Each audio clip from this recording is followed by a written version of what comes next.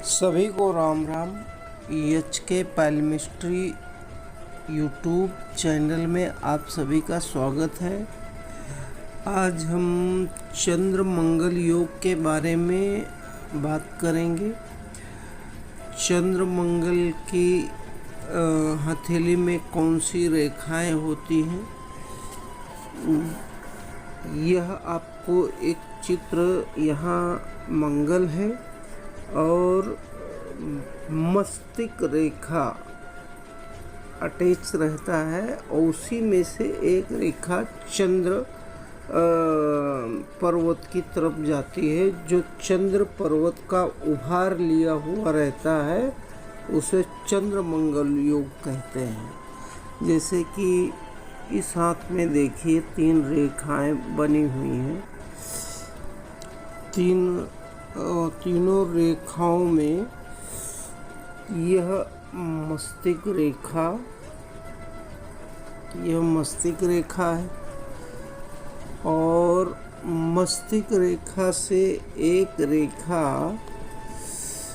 चंद्र पर्वत, यह चंद्र पर्वत की तरफ गई है और उसी में से एक रेखा मंगल पर्वत की तरफ। देखिए बहुत ही पतली रेखा है मंगल, इसे मंगल पर्वत कहते हैं। अब जैसे किसी व्यक्ति की हथेली में चंद्र रेखा उभार लिए हो, यह चंद्र रेखा है, यह उभार लिया हुआ हो और मंगल से मिलती हो, तो अब ऊपर से मंगल, यह जो रेखा है यह मंगल से मिल रही है, मिलती हो और भाग्य रेखा, जैसे अब मान के चलिए यह आपकी भाग्य रेखा है,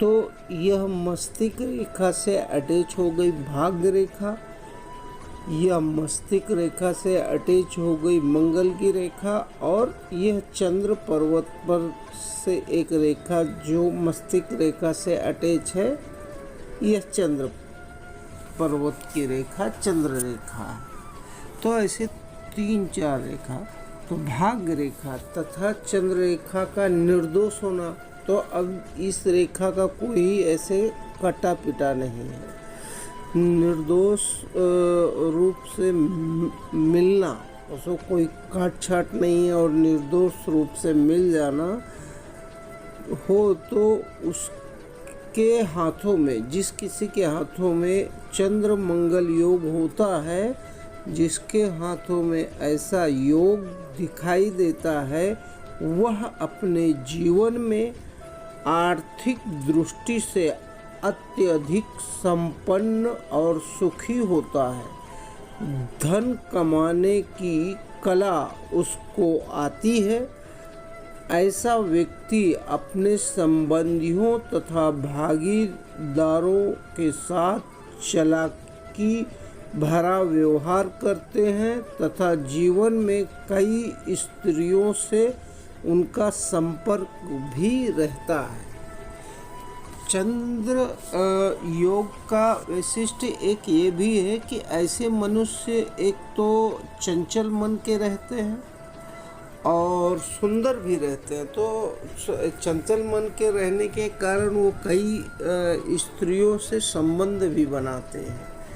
तो इस योग के बारे में एक तो वो उनके पास में आर्थिक दृष्टि से मजबूती रहती है, वो संपन्न भी रहते हैं।